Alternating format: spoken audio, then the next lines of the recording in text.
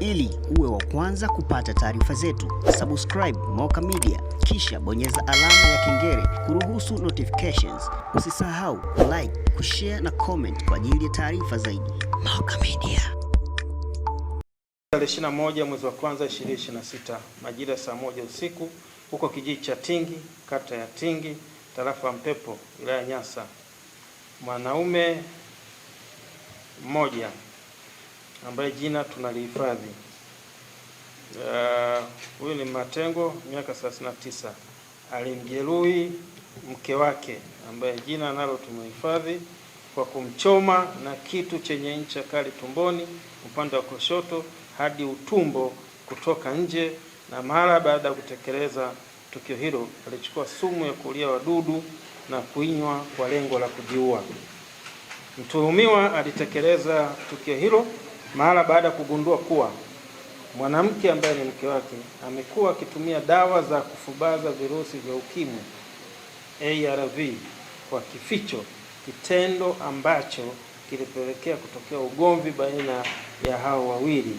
Ndipo mtuhumiwa alipochukua hatua ya kumchoma kwa kutumia kitu chenye ncha kali mke wake na kisha na yeye kunywa sumu.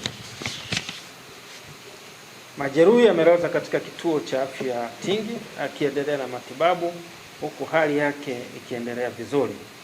Mtuhumiwa amekamatwa na yuko chini ya ulinzi wa askari na yupo akipewa matibabu, na mara baada ya afya yake kuimarika atafikishwa mahakamani kwa hatua zaidi za kisheria. Mnamo tarehe 20 mwezi wa kwanza 2026 majira saa 4 usiku katika kijiji cha Ndonga, hii ni kata ya Lihundi, tarafa ya Ruhuhu, wilaya Nyasa, mwanamke aliyetambulika kwa jina la Catherine Simon Kinyongoile, miaka 56, mkazi wa kijiji cha Ndonga, alifariki dunia baada ya kukamatwa na mamba wakati anaoga katika eneo la fukwe ya Yetu iliyoko ziwa Nyasa.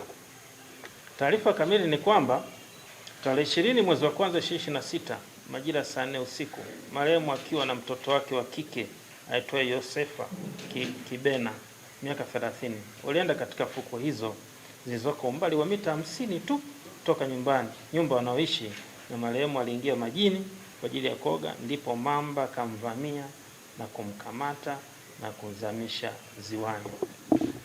Baada ya mtoto wa marehemu kuona tukio hilo la kukamatwa kwa mama yake, alipiga kelele kuita watu kwa msaada, ndipo wananchi walifika eneo hilo na kuanza kumtafuta mamba huyo, na ilipofika majira saa 8 usiku walifanikiwa kumpata mama huyo akiwa mahututi akielea majini, huku mwili wake ukiwa umejeruhiwa vibaya sana tumboni na mkononi na mkono wa kulia, ambapo mama huyo alifariki dunia kabla ya kufikishwa hospitali kutokana na kuvuja damu nyingi.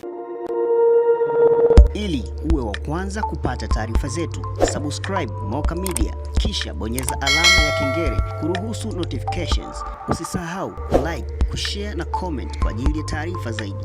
Moka Media.